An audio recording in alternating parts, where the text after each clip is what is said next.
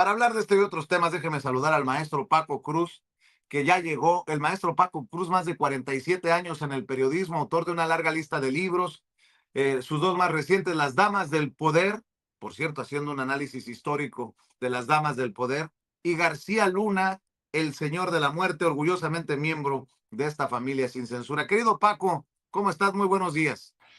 Vicente, ¿cómo estás? Buenos días. Mira, fíjate, es que es bien interesante el tema Vargas Llosa. Hay quienes pueden separar su obra del hombre, del político. Yo no. Yo, por más escritor de excelencia que haya sido, por más que haya inventado narrativas, por más que haya reinventado la palabra, para mí siempre va a ser una apátrida. ¿Recuerdas cuando perdió las elecciones en Perú? Le ganó el chinito, bueno, en realidad era de ascendencia japonesa, pero sí le decían el chinito, Alberto Fujimori, renegó de los peruanos, los llamó ignorantes, los llamó de todos, era un tipo fascista, reaccionario, era un tipo, era un tipo de extrema derecha, Muy es un clasista, tipo, ¿no? Muy sí, pero clasista. absolutamente. A mí, fíjate, por ejemplo, él decía en algún momento que Pinochet le haría bien a la democracia de Chile. Yo no podría, a Pedro Castillo le llamó indio, así en forma despectiva, violenta, salvaje.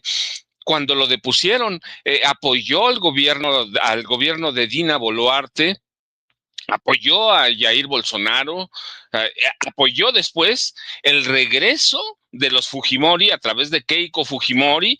Este, ¿Qué hacían España?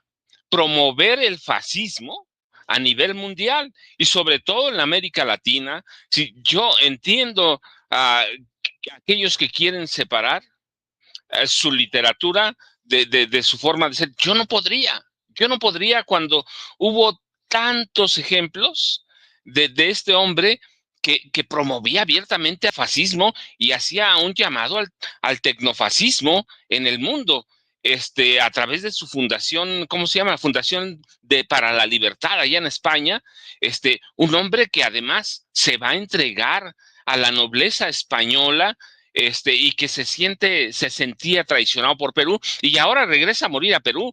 ¿Por qué le hicieron esas exequias y luego lo creman en privado? Porque los peruanos no lo querían. Hay que ver los noticieros de ayer, de anteayer en Perú. No lo querían, lo detestaban literalmente hablando. Renunció, no es que haya obtenido doble nacionalidad, renunció a su nacionalidad peruana y acogió a España como su madre patria. Es decir, la verdad es que eso es un descaro, pero no solo es un descaro, para mí es una locura. Apoyaba el saqueo de, de, de de los pueblos de América Latina, apoyaba a todo ese neoliberalismo de Miguel de la Madrid, de Carlos Salinas de Gortari, aunque ciertamente llegó en el 1990 a criticar a la dictadura del PRI, pero después apoyó todas las otras dictaduras de derecha. Así que para mí, mira, por más que La ciudad y los perros sea un libro que me haya traído desde joven, o Pantaleón o las visitadoras, la tía Juli y el escribidor, por más que yo quiera decir, pues mira, este es el escritor, o por ejemplo hay personas, Jaime dice, lo puedes separar muy bien, hay que separar al hombre de la obra, yo no puedo porque le hizo tanto daño a América Latina, además fue un político fracasado. No es que haya dado resultado en algún momento. Mario Vargas Llosa fracasó políticamente hablando en todo lo que se propuso y cada vez era más rabioso, cada vez era más agresivo. No, mira, es que mucha gente de pronto piensa que su activismo político era nuevo. No, hombre, él fue siempre fue un activista político, sí, en la izquierda primero, pero después, inmediato, se hizo un hombre de ultra extrema derecha. Odiaba, por ejemplo, al régimen cubano castrista, a Fidel Castro. Yo entiendo a algunos, pero la verdad es que siempre fue un hombre que despreció a las clases populares, era un hombre que le tenía América Latina. Entonces, yo la verdad digo, está bien, yo acepto mucha gente que lo reconoce y bueno, pues su literatura es su literatura, pero yo no puedo separar, yo no puedo separar a ese hombre fascista, y que además promovía. En los últimos años fue un hombre que promovió abiertamente el fascismo y las políticas neoliberales extremistas. Por eso, bueno, si lo desprecian los peruanos, pues yo digo, ¿y por qué nosotros no? Si le hizo tanto daño. Eh, Tienes tu razón, odiaba a Andrés Manuel López Obrador. Decía, fue de los que promovían aquella idea de que Andrés Manuel López Obrador se iba o intentaría reelegirse en la presidencia de México. Y tú ya lo dijiste, nunca vio el apoyo que tenía López Obrador, más allá del populismo. Él entendía bien cómo era el régimen político en México y a pesar de eso despreciaba a este país. Bueno, si despreciaba a los peruanos, ¿qué teníamos que hacer? Mira, yo recuerdo mucho sus mítines en Perú cuando fue candidato presidencial, le daba asco que lo tomaran de la mano los electores peruanos y los peruanos nunca lo perdonaron y yo espero que no lo perdonen nunca, porque entonces después vamos a perdonar a Pinochet. ¿Sí? Vamos a perdonar a Pinochet, vamos a perdonar a toda esa extrema, ultra extrema derecha y fascista que le ha hecho tanto daño al mundo. Entonces, para mí, yo digo, yo no lo puedo separar. Sí, si me preguntan, yo digo, su literatura está muy bien, pero era un hombre que tenía valores de otra forma, que despreciaba a los pobres. ¿Y qué hizo? Se fue a reunir con la realeza, fue a darse baños de otra cosa. Entonces yo digo, pues por más que haya sido parte de ese boom latinoamericano, era un sinvergüenza extremista, fascista, que se fue a vivir a España y a rodearse del vodevil, renunciando a su nacionalidad. No es que voy a aquí se permite doble nacionalidad y lo permite la Constitución, pero él fue a renunciar abiertamente a tirar su ciudadanía peruana, la tiró a la basura. Entonces para mí, Vicente, la verdad es que no se puede nunca y no se debía perdonar a un hombre que degradó América Latina, que apoyó que apoyó y promovió abiertamente a Felipe Calderón después de que dejó la presidencia de México. Un carnicero, asesino, ladrón. Ese es Mario Vargas Llosa, ese tipo que apoyaba a personajes como Felipe Calderón Hinojosa, que yo no lo digo, mira, bueno, sí también lo digo, pero lo he calificado, pero la gente aquí, ¿cómo llaman a Felipe Calderón? El enano diabólico, así lo llaman, y eso fue, y a este hombre lo apoyaba Mario Vargas Llosa. Entonces, yo digo, ¿cómo, ¿cómo vas a reconciliarte con la literatura de un hombre que abiertamente promovió el desprecio por los pobres, y permitió el saqueo, promovió el saqueo?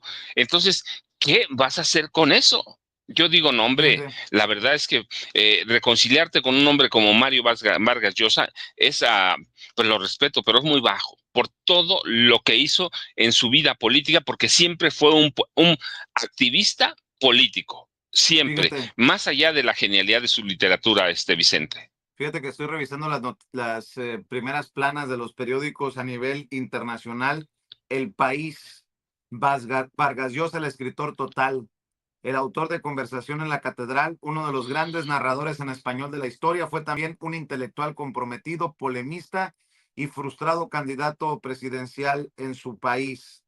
Y ponen la fotografía en primera plana de Vargas Llosa. Veo que también está Vargas Llosa. La gente debe pensar que no tiene sentido hablar del que se murió, de Vargas Llosa, pero en realidad llegará otro a intentar asumir su liderazgo en la derecha internacional. Por eso creo que resulta interesante el análisis.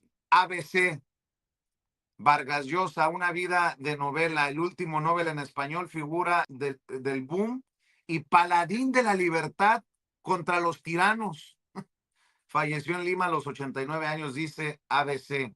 En el mundo, Mario Vargas Llosa, el gran inconformista de nuestra literatura. Muere el último premio Nobel en español, autor de novelas inmortales y antorcha liberal frente al autoritarismo, defensor incansable de la democracia, mantuvo su pasión por la libertad hasta sus últimos días. Eso es lo que dicen en El Mundo. En el New York Times hacen también en portada un homenaje a Vargas Llosa.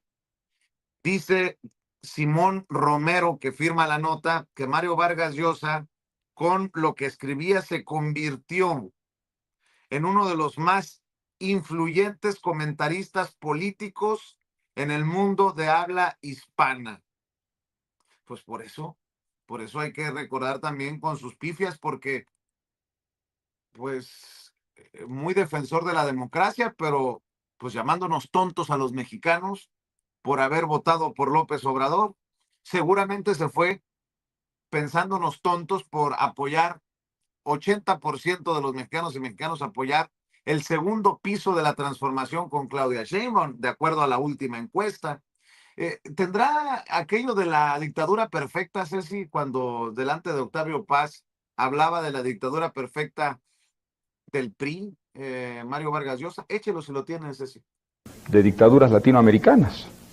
Creo que el caso de México, cuya democratización actual soy el primero en celebrar y en aplaudir, como todos los que creemos en la democracia, encaja dentro de esa tradición con un matiz que es más bien el de un agravante. Yo recuerdo haber pensado muchas veces sobre el caso mexicano con esta fórmula: México es la dictadura perfecta. La dictadura perfecta no es el comunismo, no es la Unión Soviética, no es Fidel Castro, es México. Porque es la dictadura camuflada de tal modo que puede parecer no ser una dictadura, pero tiene, de hecho, si uno escarba, todas las características de la dictadura: la permanencia, no de un hombre, pero sí de un partido que es inamovible, un partido que concede suficiente espacio para la crítica en la medida en que esa crítica le sirve, porque confirma que es un partido democrático, pero que suprime por todos los medios, incluso los peores, aquella crítica que de alguna manera pone en peligro su permanencia. Una dictadura que además ha creado una retórica que lo justifica, una retórica de izquierda, para la cual a lo largo de su historia reclutó muy eficientemente a los intelectuales, a la inteligencia. Yo no creo que haya en América Latina ningún caso de sistema de dictadura que haya reclutado tan eficientemente al medio intelectual.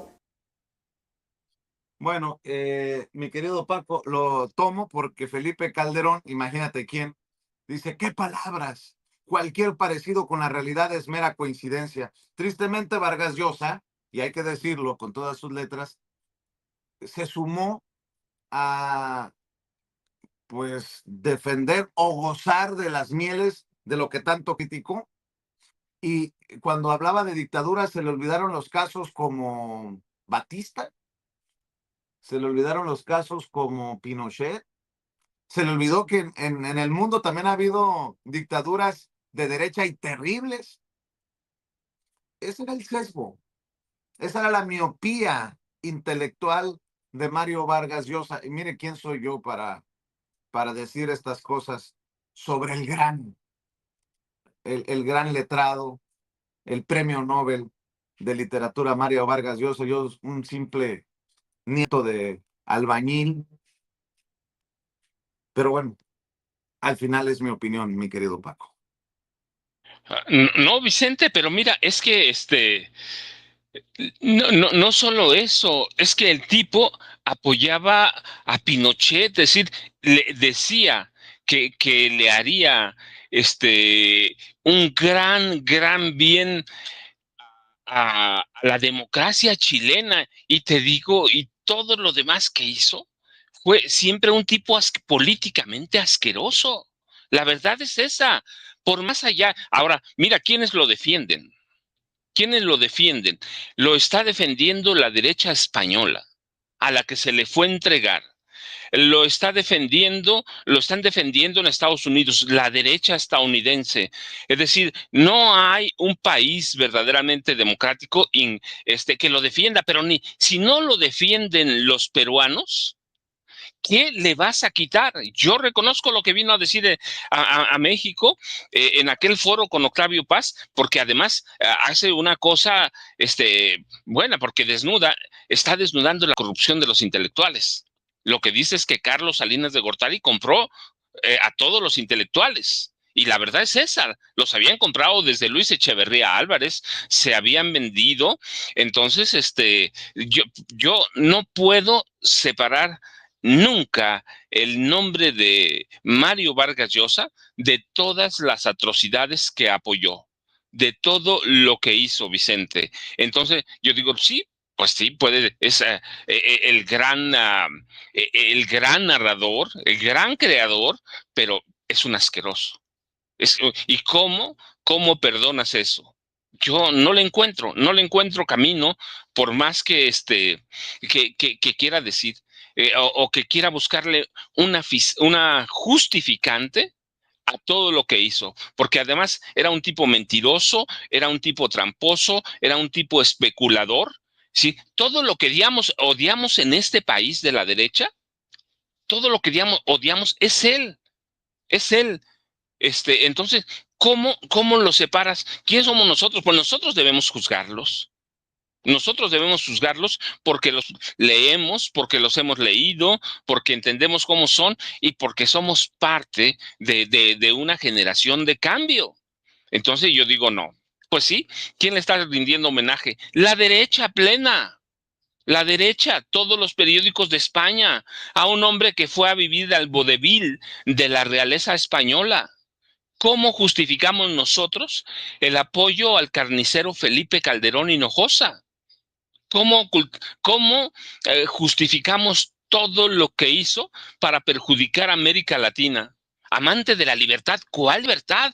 ¿Cuándo fue Pinochet libertad? ¿Cuándo fue Dina Boluarte libertad?